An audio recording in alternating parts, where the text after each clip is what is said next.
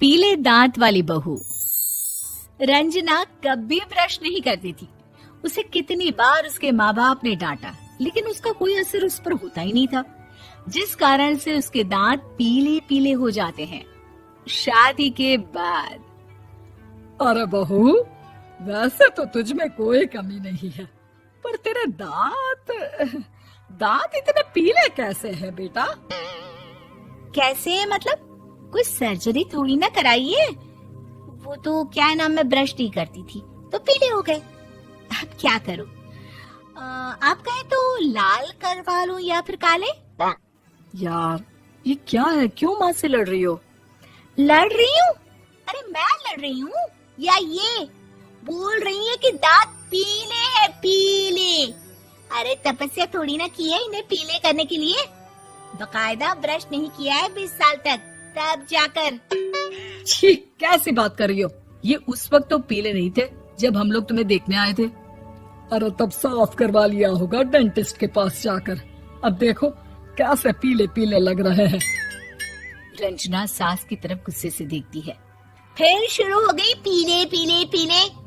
अरे पीले तो तब भी थे जब मेरे हाथ का रसगुल्ला उड़ा उड़ा कर खा रही थी और बोल रही थी, लड़की नहीं गुणों का खजाना दे रहे भाई साहब। खैर, अब वो लोग करते भी तो क्या करते, पीले दांत वाली बहू पल्ले पड़ी थी तो झेलना तो था ही। एक दिन कीर्तन में रंजना गाना गा रही थी। अरे कमला बहन, माँ का द्वार है, यहाँ तो सब शुद्ध होकर आते हैं, फिर अपनी बहू को ब्रश भी नहीं करवाती तुम। दूर से पीले पीले दांत भक्ति में बाधा उत्पन्न कर रहे हैं। और कोई 2 साल के बच्चे थोड़ी ना लेकर आई हूँ मैं बहू बनाकर। अच्छी खासी लड़की है, अरे कैसे करवाऊं ब्रश? ये तो उसे खुद करना चाहिए ना।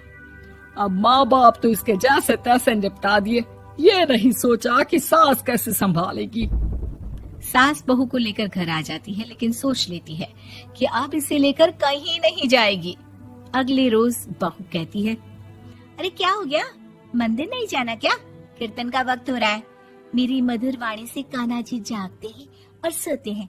आप तो जानती है ना उनकी भक्ति में कितना मन लगता है मेरा। वो क्या है ना, तबीयत ठीक नहीं लग रही है मेरी, आराम करूंगी मैं। तबीयत ठीक नहीं लग रही? अभी तो मिथुन के गाने पर नाच रही थी आप, और अब बोल रही है कि तबीयत ठीक नहीं लग रही। अरे भक्ति में मन लगा लो सासू माँ, ऊपर जाना है, क्या मुंह दिखाओगी आप? हाँ? सास को बहू की बात पर गुस्सा आ जाता है। मैं क्या मुंह दिखाऊंगी, इसकी चिंता तो ना कर, समझी? अपने मुंह की चिंता कर, जो ये पीले पीले दांत लेकर हर जगह पहुंच जाती है। पता है लोग कितना मजाक बनाते हैं। ना जी ना, मैं नहीं जाना कहीं तेरे साथ। तो ये बात है। कोई ना, मत जाओ, मैं अपने कमरे में ही बैठकर भक्ति कर लूंगी।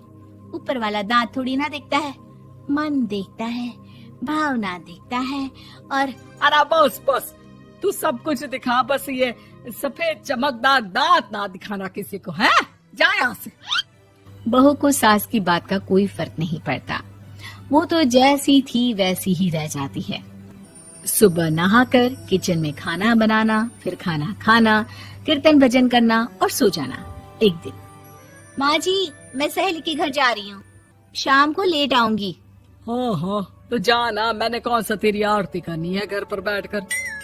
रंजना सहेली के घर जाती है, जहाँ वो पार्टी में जाने की तैयारी कर रही होती है। अरे शिखा, कहाँ जाने की तैयारी कर रही है? मैं गलत वक्त पर आ गई क्या? अरे नहीं यार, उल्टा सही वक्त पर आई है। मैंने ये साड़ी और ज्वेलरी निकाली है यार, शाम को इनके ऑफिस की एक पार्टी में जाना है। बताना कैसा लग रहा है ये सब? नहीं यार, इस ड्रेस के साथ तो वो वाली ज्वेलरी अच्छी लगेगी। हाँ सही बोल रही है, मैंने ध्यान ही नहीं दिया। वैसे तो हमेशा से मस्त फैशन सेंस रखती है। तो बड़ा जाती होगी ना पति के साथ पार्टी में। रंजना कुछ नहीं बोलती, बस सोचती है कि यार काश ये बात सही हो जाती। पर मैं क्यों नहीं जाती पार्टी में? क्या इन लोगों की कोई पार्टी होती नहीं होगी? रंजना घर आती है और रात में पति से सवाल करती है, एक बात बताइए, आप मुझे किसी पार्टी में क्यों नहीं ले जाते? क्या आपके यहाँ ऑफिस में पार्टी नहीं होती? पति बेचारा क्या कहता कि दांत पीले हैं तुम्हारे इसलिए।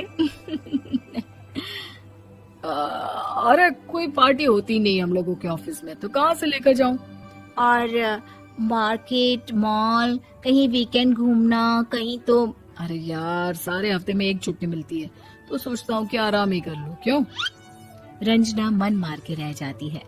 पहले कभी सास के साथ मंदिर जाया करती थी, लेकिन वो भी सास ने ले जाना बंद कर दिया। घर बैठी बैठी रंजना बोर हो जाती है। तभी उसे आइडिया आता है और वो मायके जाने का सोचती है। सासू माँ, 2 दिनों के लिए मम्मी के घर जा रही हूँ। अच्छा अच्छा ठीक है, आराम से जा। और हाँ, माँ से कुछ अच्छी आदत सीख कर आना कि कैसे शरीर के हर भाग की तरह दांतों की सफाई भी जरूरी होती है, समझी? शुरू हो गई ना आप। वो लोग आपकी तरह नहीं है कि छोटी छोटी बात का बतंगड़ बना दे। उन लोगों के लिए मैं मायने रखती हूँ, ना कि मेरे पीले पीले दांत। रंजना माँ को बिना बताए उन लोगों को सरप्राइज देती है, लेकिन जैसे ही वो दरवाजे पर पहुंचती है, अंदर देखती है कि घर वाले कहीं जा रहे होते हैं।